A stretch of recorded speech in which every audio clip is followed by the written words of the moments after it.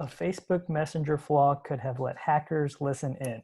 Natalie Silvanovich of Google's Project Zero finding a bug in Messenger that could have allowed an attacker to call you and start listening to your, like, before you pick up, like, just listen to the whole time. That's a fairly odd bug to find, but I like how they pay out and doxy the researcher at the same time with exactly how yeah. much they This got. is the snitch. These bounty programs, what are y'all's thoughts on them, and do they help companies? What's your thoughts? I think that they do because also at some point, Apple, I think they offer like $1 million to whoever could find like a bug. I don't remember if it was in iOS or one of them, one of theirs OS for the Mac. But I don't think anybody claimed that reward so far. Maybe it'll happen at some point, but it's unlikely. But I do think that they are rewarding because I think that they actually make sense because you get, first of all, you get people from the outside. I mean, it's not the same that if you have your own engineers working, looking for flaws. That's probably the main reason why you have QA people and not just the own developers doing their QA, because you need like an outside look. So that would be taking that concept into a whole new level, offering people from totally outside, like end users, trying to find things and break things. And plus, I mean, you only pay if they actually find something. It's not like you have them on retainer that you have to pay them. I mean, but if they find something that it's useful and valuable, then you can actually use that information and pay them. I think I wouldn't use it as an exclusive way of finding bugs. I think that would be probably IT suicide. But as a plus project, I think that it's helpful. I think it's a marketplace very ripe for disruption. We have some partners and friends that run other security companies, and one of the issues that they're trying to solve, maybe we can give them a tag or a shout out in the comments here, is that each company is working with an individual library that they have to build of potential vulnerabilities, whereas some of those vulnerabilities are shared from company to company. And like one thing that we've seen is that in the hacker community, like Steve was talking about, that it's a very sharing culture, if nothing else, versus the folks that try to protect organizations are often barred from sharing any information with any of the other folks that are trying to protect companies. And so in the part of the internet where the attacks are brewed, the information flows freely, and in the part of the net where people try to protect organizations, the information does not flow that free at all. And so that's where, bug bounty hunters are looking for similar patterns as other patterns they saw. The same pattern here is here, is here, is here, is here, where sharing that information or creating a repository for some of that data, besides other sources of open source intelligence that folks can subscribe to, can be really helpful. And we know some folks that are working on that problem. So, so I have a lot of thoughts about this. Bug bounties are good. They're a step in the right direction. But my first thought is that don't trust Facebook to be secure. Unless they have built it from the ground up to be secure, it's not going to be secure. Facebook built Messenger to have messages between people and Facebook. It's not end-to-end encrypted, as far as I know.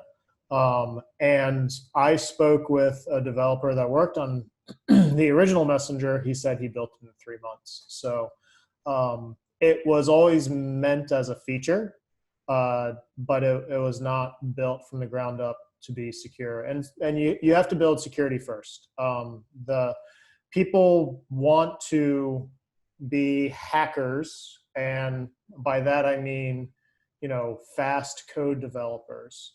And they like to hack projects, but what they're doing by hacking a project is making usually an incredibly insecure project. If Facebook had architected this from the ground up with actual hackers in mind, with fraudsters and malicious use in mind, they would have used end-to-end encryption. and then they wouldn't have had this problem, because once you're past the encryption stage, you can't see any of the messages. Security has to be a mindset. You have to architect with security in mind. We are constantly going through our code and saying we can't trust our users. Whatever the user tells us, assume it's a hacker, and then see if that still holds true.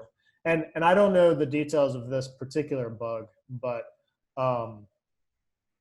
one thing that I don't think if Facebook had used end-to-end encryption, this bug would have been possible, because and I think that if Facebook had constantly shown when the microphone is on, when the camera is on, if Facebook had been fully transparent about what information was being shared through an entire messenger chat, this bug would have been found much earlier. And so if you are relying on Facebook for secure messaging, buyer beware, because it's free software that's been built for messaging. It's not been built for secure communication. There's plenty of secure communication that's been built from the ground up, like Signal. Skype has end-to-end encryption. The iMessage from Apple has end-to-end encryption. If you are using something other than end-to-end encryption, ultimately that's on you, because you need to be using secure software in order to be secure. And we need to educate consumers that general text messaging is completely open. Everyone can read that. Facebook Messenger, completely open. Facebook can read that. And so you have to be really careful online to make sure that you use a platform that actually gives you the tools to be secure. Yeah, absolutely. And adding to that, even if you do use end-to-end encryption, if you use Facebook Messenger or WhatsApp that's owned by Facebook, question to you is, do you trust Facebook? If you use Skype, yes, it's end-to-end, but do you trust Microsoft? And Telegram is not I believe that protocol, they basically built their own protocol on that. Signal, as far as I know, and I'm a believer in Signal, and that's why I'm going to plug them, they are the only true open end-to-end encryption platform.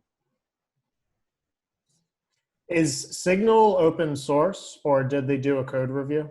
No, it's open source. Yeah. So if it's open source, then you have the ability for hundreds of thousands, if not millions, of developers to review it. I use and I trust FaceTime,